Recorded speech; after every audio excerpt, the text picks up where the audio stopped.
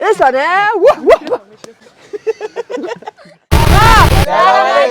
ما اومدیم باید تا چالش خانوادگی. چالشمون اینجوریه که من اینجا میشینم از پشت بزنم پس کردنی، هر کدومه که تشخیص دادم با بیا بشینن اینجا جای من. حالا بعدش خب من میخوام تلافی میکنم.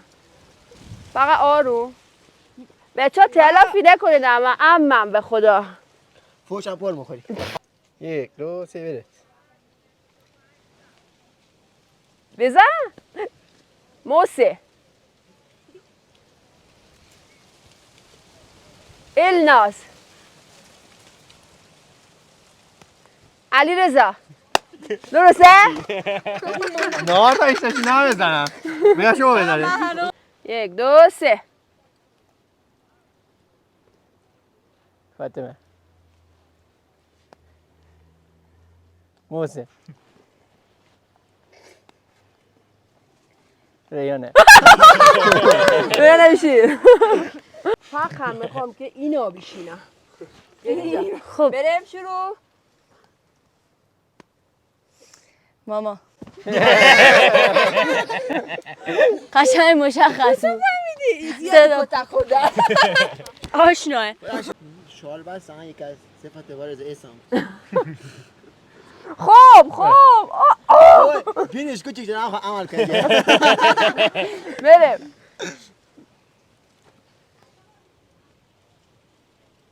ایسا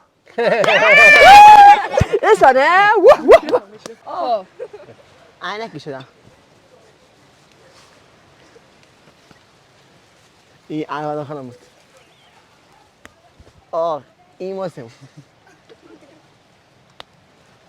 این علی داره. اوه خیلی کی بود؟ این موسم این کی بود؟ ریانه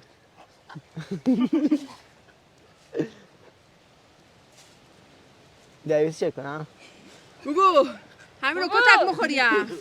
این احمد خانم بود. دویست چک کنم. دویست چک کردی؟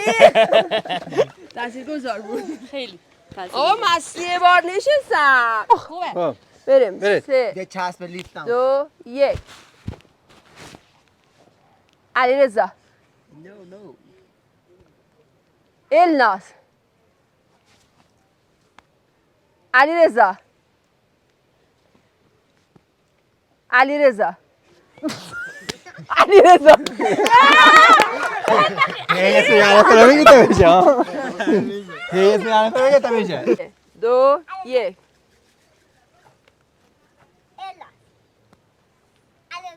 فاطمه موسى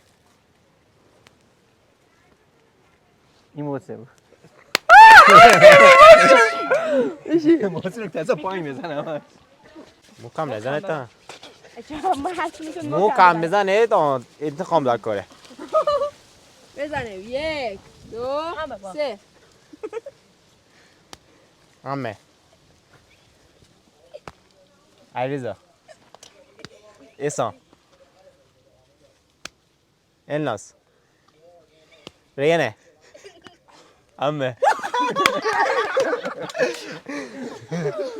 آقا یالا ای بشینه کلا من تصمیم گرفتم نشینم. الان این لاز نشده خب نتونی شکل من بعد مختارت خوش شما بشینه. نه این حرفشه هنرشه که ما نتونستیم بفهمیم این لازه. چرا خود اختصارم دیگه اصلا نزده.